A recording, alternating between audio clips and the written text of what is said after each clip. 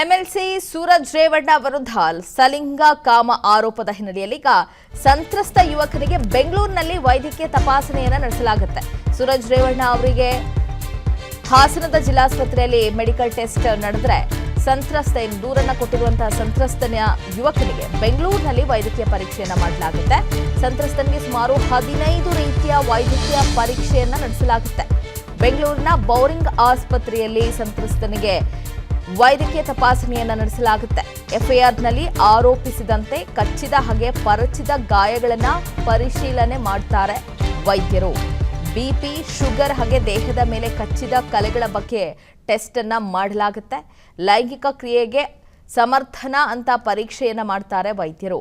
Bowring ಆಸ್ಪತ್ರೆಯ ಹಿರಿಯ ವೈದ್ಯರು ವೈದ್ಯಕೀಯ ಪರೀಕ್ಷೆಯನ್ನ ನಡೆಸಲಿದ್ದಾರೆ.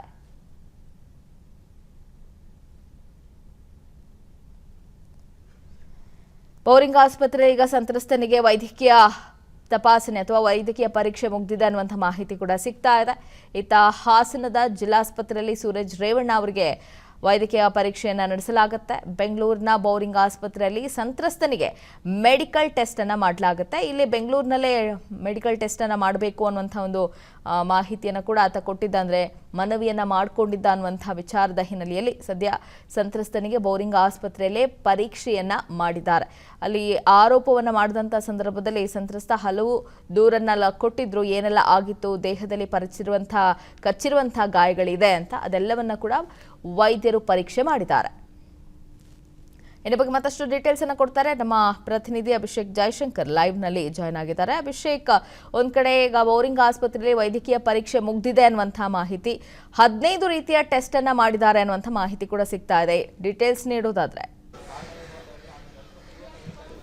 ಈಗಾಗಲೇ ಏನು 15 ಮಾದರಿಯ ಒಂದು ಪರೀಕ್ಷೆ ನಡೆಸಬೇಕಾಗುತ್ತೆ. ಯಾಕಂದರೆ 377 ಆಗಿರುವಂತಹ ಕಾರಣದಿಂದಾಗಿ ಪೊಲೀಸರು ನೀಡುವಂತಹ ಒಂದಷ್ಟು ಕಾರಣಗಳೇನಿದ್ದಾವೆ ಮತ್ತು ಇಂತಹ ಒಂದು ಪರೀಕ್ಷೆಯನ್ನು ನಡೆಸಿ ನಮಗೆ ಒಂದು ವರದಿಯನ್ನು ಕೊಡಿ ಅಂತ ಹೇಳಿ ಒಂದು ಮೆನ್ಷನನ್ನು ಮಾಡುವಂತಹ ಒಂದು ಕಾರಣದಿಂದಾಗಿ ಒಟ್ಟು 15 ಕಡೆ ಲೈಂಗಿಕ ದೌರ್ಜನ್ಯ ಆಗಿದೆ ಅಂತ ಹೇಳಿ ಆರೋಪಿಸಿ ಈಗ ಅದನ್ನು ಮಾಡಿರುವಂಥದ್ದು. ಒಟ್ಟಾರೆಯಾಗಿ ಅಲ್ಲಿ ನಂತರದ ಪರೀಕ್ಷೆಯಲ್ಲಿ ಉಗುರುವಿನ ಸ್ಯಾಂಪಲ್ ತೆಗೆದುಕೊಳ್ಳುವಂಥದ್ದು, ಪರಚಿದಂತಹ ಜಾಗ ಆಗಿರ್ಬೋದು ಮತ್ತು ಸಣ್ಣ ಪುಟ್ಟ ಗಾಯಗಳೇನಿದ್ದಾವೆ ಆ ಗಾಯಗಳನ್ನು ಕೂಡ ಕೌಂಟ್ ಮಾಡಲಾಗುತ್ತೆ. ಮತ್ತು ಈಗಾಗಲೇ ಎಲ್ಲ ಆ ಸಂತ್ರಸ್ತರನ್ನು ಈಗ ವಿಚಾರಣೆ ನಡೆಸುವಂತಹ ಒಂದು ಕೆಲಸಗಳನ್ನು ಕೂಡ ಮಾಡ್ತಾರೆ. ಅಂದರೆ ವೈದ್ಯರು ಅಂತ ಹೇಳಿದ್ರೆ, ವೈದ್ಯರು ಯಾಕೆ ಅಂತ ಹೇಳಿದ್ರೆ ಒಂದಷ್ಟು ಎಷ್ಟು ದಿನಗಳ ಅಂತರದಲ್ಲಿ ನಡೆದಿದೆ ಮತ್ತು ಎಲ್ಲೆಲ್ಲಿ ನಿಮಗೆ ಒಂದು ಹರ್ಟ್ ಮಾಡುವಂತಹ ಒಂದು ಕೆಲಸಗಳನ್ನು ಮಾಡಿದ್ದಾರೆ ಅದೆಲ್ಲದರ ಡೀಟೇಲ್ಸ್ಗಳನ್ನು ವೈದ್ಯರು ಕೂಡ ಪಡೆದುಕೊಳ್ತಾ ಇದ್ದಾರೆ. ನಂತರ ಸಂತ್ರಸ್ತ ಹೇಳಿರುವಂತಹ ಒಂದು ಸ್ಥಳಗಳೇನಿದ್ದಾವೆ ಅಲ್ಲೆಲ್ಲವೂ ಕೂಡ ಒಂದು ಪರಿಶೀಲನೆ ನಡೆಸುವಂತಹ ಒಂದು ಕೆಲಸಗಳು ಕೂಡ ಮಾಡ್ತಾ ಇದ್ದಾರೆ. ಮತ್ತು ಅದರಲ್ಲಿ ಮುಖ್ಯವಾಗಿ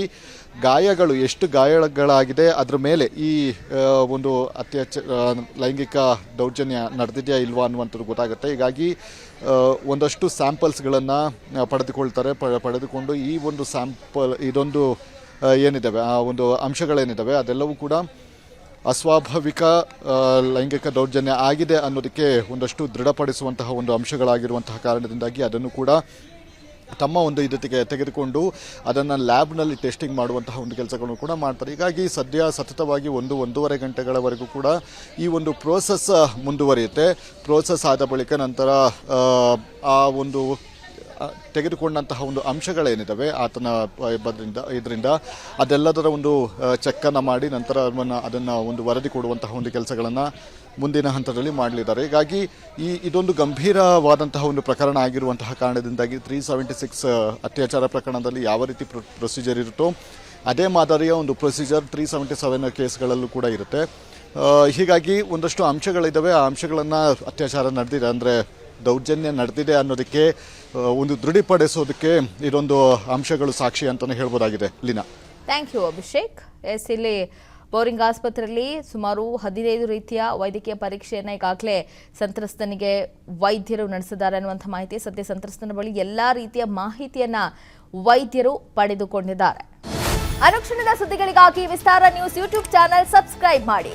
ಹೊಸ ಸುದ್ದಿಗಳ ನೋಟಿಫಿಕೇಶನ್ಗಾಗಿ ಬೆಲ್ ಐಕಾನ್ ಕ್ಲಿಕ್ ಮಾಡಿ. ಲೇಟೆಸ್ಟ್ ಅಪ್ಡೇಟ್ಸ್ಗಾಗಿ www.vistaranews.com ವೆಬ್ಸೈಟ್ಗೆ ವಿಸಿಟ್ ಮಾಡಿ. ಅಂಗೈಯಲ್ಲೇ ಜಗತ್ತಿನ ಸುದ್ದಿ ತಿಳಿಯಲು ವಿಸ್ತಾರ ನ್ಯೂಸ್ ಕನ್ನಡ ಆಪ್ ಡೌನ್ಲೋಡ್ ಮಾಡಿ.